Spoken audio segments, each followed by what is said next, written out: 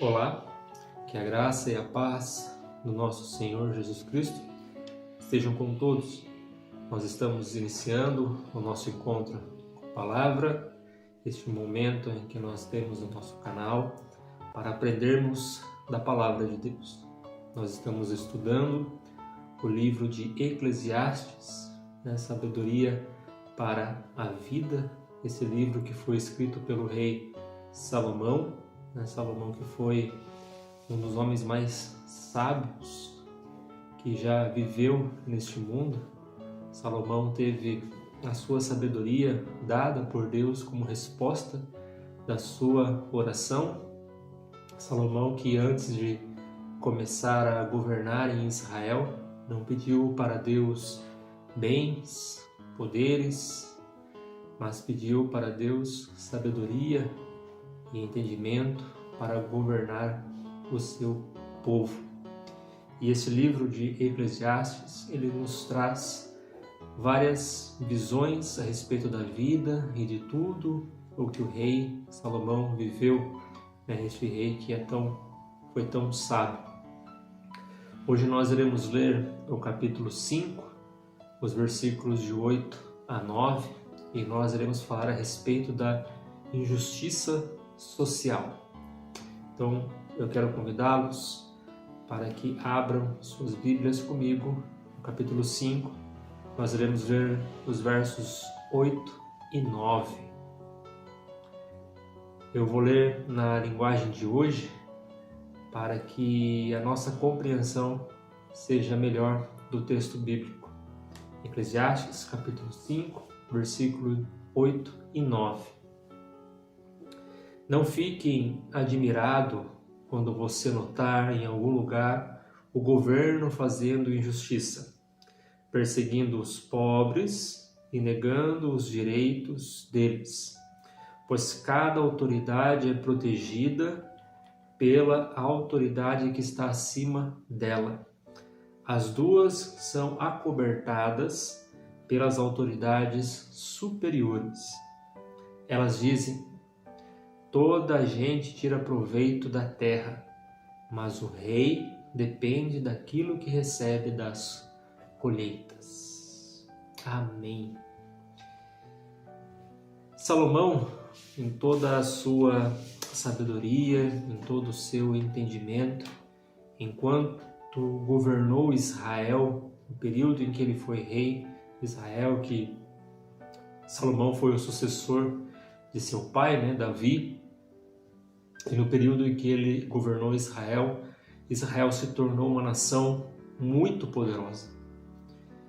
Israel se tornou uma nação rica, uma nação que tinha prosperidade, uma nação que tinha um forte armamento bélico. Então, os inimigos em volta de Israel temiam que Israel atacasse suas nações. Então os reis, eles faziam acordos, alianças com Israel por medo de serem atacados por Israel. Por tamanha era a força de Israel.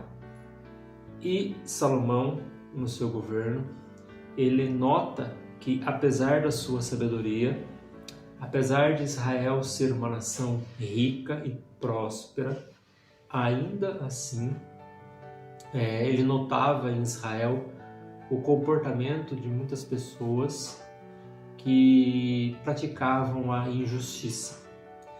Então ele olha para essas pessoas e ele não se admira, porque Salomão reconhece ali, sobre a vida dessas pessoas, a maldade e também a falta de imposição.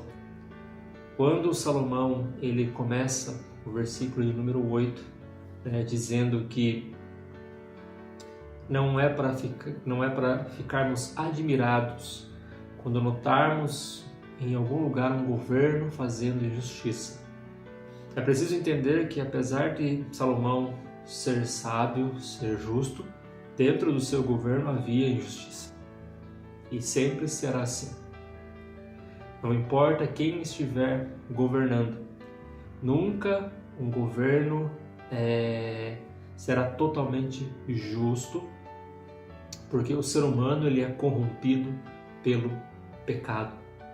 Então, tudo aquilo que o ser humano ele toca, tudo aquilo que o ser humano ele faz, traz a herança pecaminosa, né, lá do Éden, lá de Adão. Então, o ser humano ele não tem esse poder, né, de praticar a justiça na sua plenitude. De certa forma, né, apesar do governo ser bom, assim dizendo, sempre haverá atos injustos, porque pessoas injustas estarão ali neste governo. Então não é de se admirar, né, que isso aconteça. E Salomão também nos dá a entender que não devemos buscar, né, a justiça nas pessoas, no governo, porque isso irá nos decepcionar.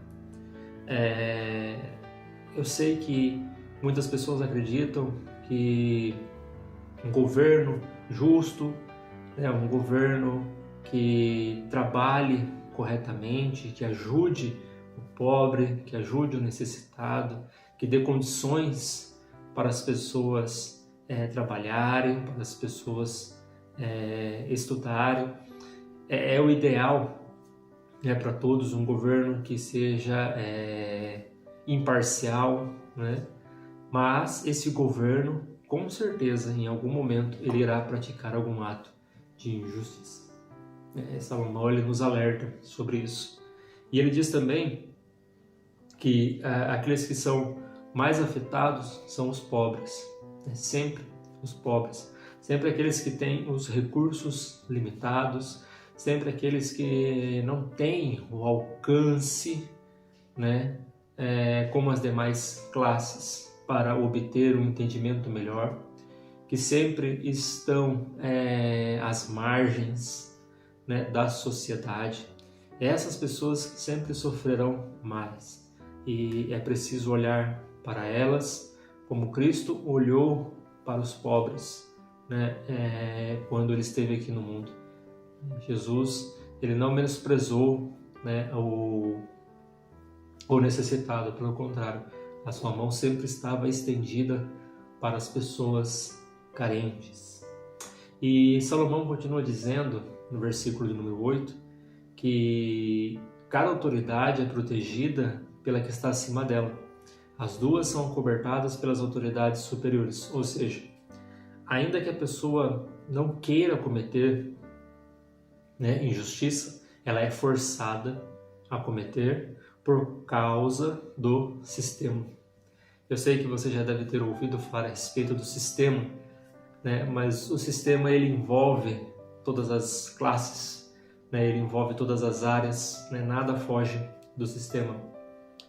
E o sistema ele trabalha de uma maneira em que você, ao adentrar nele, você não consegue mais sair e ele te obriga, né, a agir conforme ele quer. É assim na política, é assim na religião, muitas vezes, e assim em qualquer lugar. Onde há esse sistema girando, sempre haverá injustiça, sempre haverá pessoas cometendo atos injustos. Ainda que seus corações não sejam totalmente maldosos, mas eles serão forçados a cometer as injustiças ou então pagarão as consequências, né, sofrendo ali retaliações quando agem contra o sistema.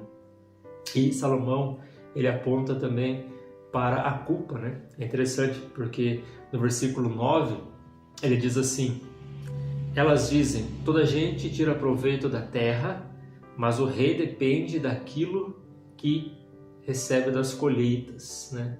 Ou seja, todo mundo faz o que é errado, né? É esse sempre a desculpa que as pessoas dão para os seus atos de injustiça, né? Todos fazem. Se eu não fizer, outro irá fazer. né? As pessoas sempre dão essa desculpa, né? Que cometem, né, atos injustos, né? Cometem fraudes, né? Sonegam impostos, mas sempre com desculpa, né? Todos fazem, né? Ninguém é perfeito, todos fazem, né? E aqui Salomão fala que culpavam até o rei, né? O rei também faz, o rei também se beneficia pela colheita, né? Então nós também devemos praticar tais coisas. Precisamos entender que, apesar de vivermos em uma sociedade corrompida pelo pecado, né? Uma sociedade totalmente manchada pelo pecado, nós, como cristãos, devemos manter a nossa integridade. Devemos manter a nossa lealdade ao nosso Senhor Jesus Cristo. E entender que a Ele somente devemos obedecer, né? A nossa vida tem que estar diante dele, reta, né? Íntegra, né? Como Ele espera que nós vivamos neste mundo. Em Miqueias, capítulo de número 6, versículo de número 8, diz assim: Ele te declarou, ó homem, o que é bom e o que o Senhor pede de ti, é o que o Senhor pede de ti, que pratiques a justiça e ames a misericórdia e andes humildemente com o teu Deus. Que pratiques a justiça. Então, Deus, Ele nos ordena a praticar a justiça, né? Bem-aventurados, como Jesus disse lá no Sermão do Monte, né? Bem-aventurados os que têm fome e sede de justiça, pois serão saciados. Essa justiça não somente a justiça de Deus, que nos justifica e nos limpa de todo pecado e nos dá uma nova vida, mas também a prática da justiça para com todos, né? A prática da equidade, a prática de um governo que venha a beneficiar não somente classes, mas ao todo, as pessoas, né, em geral. E o Senhor pede de nós isso. Como cristãos, devemos praticar a justiça. Devemos exercer a justiça e lutar contra toda justiça social, né? Tim Charles, né, ele vai dizer assim: o Evangelho em si requer que a igreja tenha uma visão de justiça que desafia a ganância e a opressão do mundo. E ao libertar o povo da escravidão espiritual da culpa e do medo, o Evangelho expõe a impiedade dos poderes do mundo que exploram a escravidão espiritual para ganho egoísta. E Charles continua dizendo: é por isso que a igreja na terra é uma igreja que luta. A igreja não é igreja se ela não está em guerra contra as injustiças do mundo. Não podemos ficar calados. Não podemos calar as nossas bocas diante da manifestação da injustiça. Precisamos clamar a Deus, precisamos orar e interceder pela nossa nação, pelo nosso povo, né, pelo mundo, para que a injustiça seja combatida. Mas precisamos também agir, não agir com violência, né, não agir com intimidação, né, mas precisamos agir como no passado os homens de Deus agiram contra as injustiças sociais, proclamando o Evangelho e vivendo uma vida piedosa diante de Deus e diante dos homens. A igreja primitiva, a igreja lá de Atos, foi uma igreja que sofreu injustiças terríveis, porque viveu na época do Império Romano, que era um império cruel, né? Um império que não tinha piedade das pessoas, que massacrava, né, os cristãos. A igreja daquela época viveu de uma forma piedosa, lutando contra as injustiças, ainda assim que sofrendo por causa disso, mas não deixou de lutar, não se acovardou, né? Foi a voz de Deus no meio daquela geração pregando o Evangelho. Muitos foram martirizados, muitos perderam tudo, mas não deixaram de obedecer a Deus e não se curvaram diante das injustiças sociais, né, que eles viviam em seu tempo.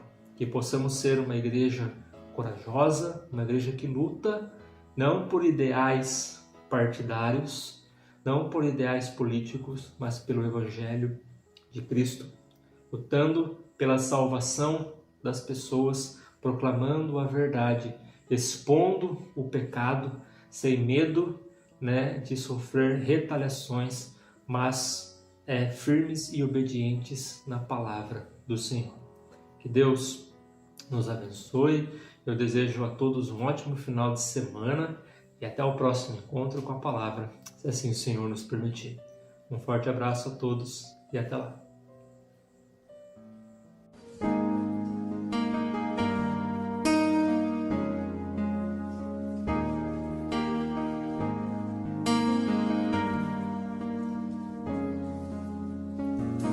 Maior que forças, maior que reis, que a natureza e tudo que se fez, maior que coisas que o homem inventar.